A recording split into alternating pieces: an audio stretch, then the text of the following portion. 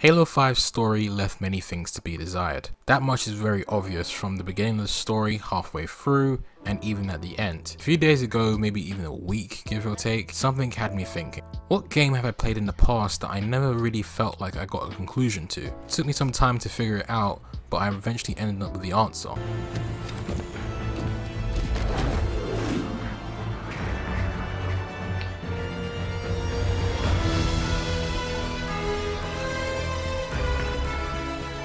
It's been forever since I last played this game, and I think that's not such a bad thing because from the most part, from where I'm standing, the game is dying. I wanted to take a look back at this game and how the story of Halo 5 did so poorly to captivate its audience. If you've been watching me for a while, then you very well know that's all I ever talk about. So without further ado, in this video today, I'll be talking about my own personal experience with Halo 5 and why it may have factored into why the game failed. Looking at things as a whole, it sort of felt like the team behind the story and writing of Halo 5 did not have a clear picture of what they wanted to achieve. How I'll be explaining this is bit by bit. Halo 5 was another one of those unfortunate projects that got meddled with by the head company.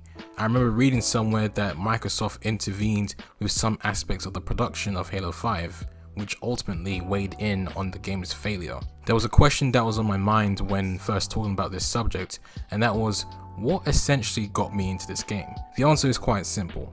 Halo. Not only Halo, but everything that comes along with it. Its rich lore, its characters, its gameplay. I completely love that shit, but there's always some sort of advertisement that must go into these new games to get people hyped up. And here we have the first problem. Don't say that in the video, because then you'll get monetized. Even though I can't really get monetized, because I'm not eligible. RIP. Not yet. Well, not yet at least. I'm like halfway there. That's what she said. Oh, dude, shut up. False marketing was strike one for this game. It essentially portrayed this game to be something that it really wasn't. The one thing it did get right was the concept of one Spartan hunting the other, but the trailers for the most part were extremely misleading. They made it seem like in the end one Spartan will be killed and the other will continue the Halo franchise. This got me so engrossed into the game, it made me think, are they actually going to kill Chief? Everyone was thinking that, if not just coming up with the wildest theories.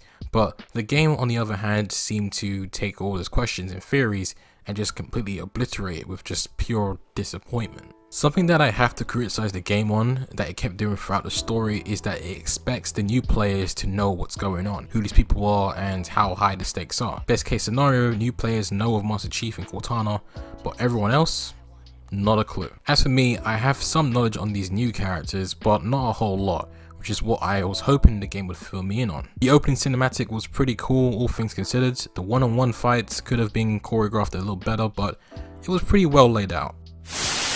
Oh shit, over here, dude. Oh no! Did he just kick me out? Oh fucking hell. What makes a good story? The characters, the conflict, world building, a good narrative? Arguably all of this and more. But just like in my previous video, characters was another aspect to suffer. Alright, so I'll admit one thing. I could feel a sort of dynamic between the members of the fire team 𝗧𝗪𝗧𝗧𝗘𝗥. By that I mean people like Buck and Tanaka, maybe even Vale. Locke? No way, Locke is a goddamn plank who shows little to no emotion, practically zero personality from that guy. Can't even crack a smile. Blue team are practically the same. As for Master Chief and Cortana, I'll briefly go into those two later. The characters are basically really flat and plain, and the dialogue just doesn't help that in the slightest. 70% of dialogue is exposition, and which in turn really makes the conflicts you run into unengaging. The conflicts in the story lacked so much depth. It was almost tragic. Yes, I'll acknowledge that there is lore for some of these enemies you encounter in Halo 5, but what would have made me care more if the game took the time to show me what drives these villains to such extent? Think of it this way, I'm new to the game. The Guardians. What are they? What do they even guard? Warden. Who or what the heck is he? The game never explains these things. All it tells us is that they're bad guys and to shoot at them. Where is the engagement in that? The designs for them look so good, they're fantastic, but they just don't have anything behind them, which as a result makes them pretty hollow. Nasty. We're supposed to say, bless you, bitch. Bless you. That's what I thought, bitch. Thank you. Come here. Ah, Chief, what have they done to you, man? Chief turns into such a flat character throughout this entire story. You can argue that he finally has a motivation to drive him once again, and whether it's good enough is still something that I'm not 100% on. So he's gone rogue. Somehow, I don't get a real emergency sense of that. Hunt? Yeah, barely.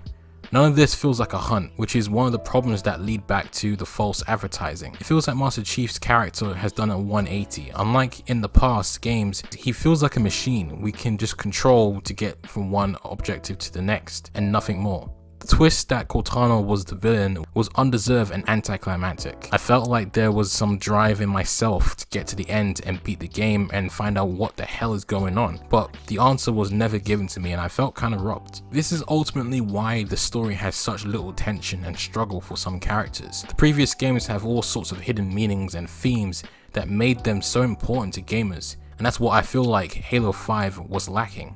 Project Halo 5 Guardians is a great idea on paper, like the Guardians, new Spartans and abilities, but the execution was done a little poorly. Dude, what the fuck?